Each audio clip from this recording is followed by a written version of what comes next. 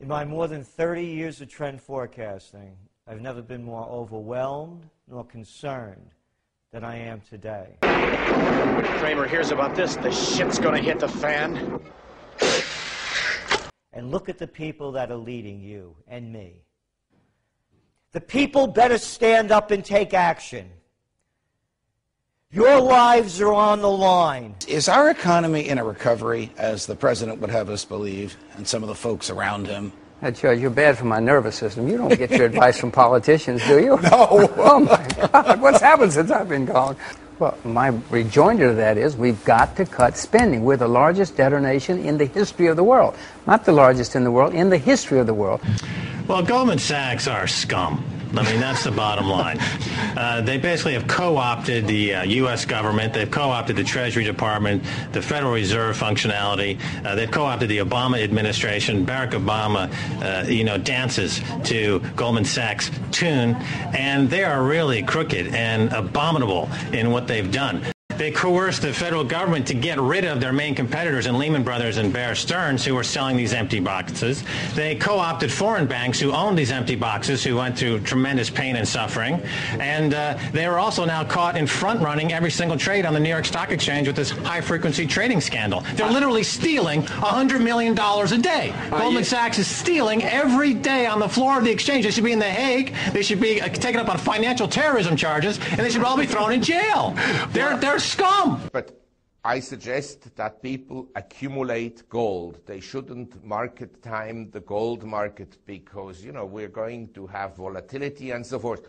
But if I look at the faces of Tim Geithner, of Ben Bernanke, of Mr. Obama and Larry Summers, that is sure that I will never sell any gold. Number two, we have a money printer at the Fed, and he will print money and keep interest rates at zero, basically.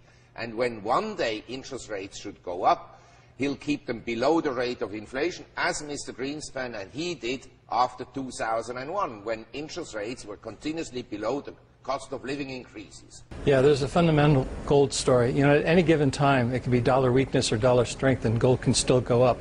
And in fact, this decade, gold has risen at double-digit rates of appreciation on average every year against all of the world's major currencies. Actually, I bought some silver and gold last week. Not a lot, but just for a variety of reasons. If they go down, I'm going to buy more. Yeah. Governments are printing money. QE3 will... if the world economy gets better, you're going to make a lot of money in natural resources, commodities. If the world economy doesn't get better, you should own commodities, because then governments are going to print more money. That's all they know to do. It's the wrong thing to do, Bernie, but that's all they know to do. These guys are not very smart. That's why they work for the government. I'm convinced, and that is, a high confidence prediction that the total collapse will come. Yeah. This is why God invented the guillotine. Yes. To take care of this problem when it rears its ugly head. Yeah. And so this is ultimately the end game for the paper pushers. There's a cemetery not far from here with many bankers who are buried, but not with their heads. Okay. Our economies are sinking, and our empires are now in decline. They're leading us into the first great war of the 21st century. It's begun. People say to me, what should I do? What should you do? Grow up, you're adults. What do you think, there's a magic answer? You're going to write your congressman, call your senator? Grow up. Here's a solution. Let's stop paying taxes that are going to the military. Do something. Use your brains. You're adults. Your lives are on the line, and so are your children's.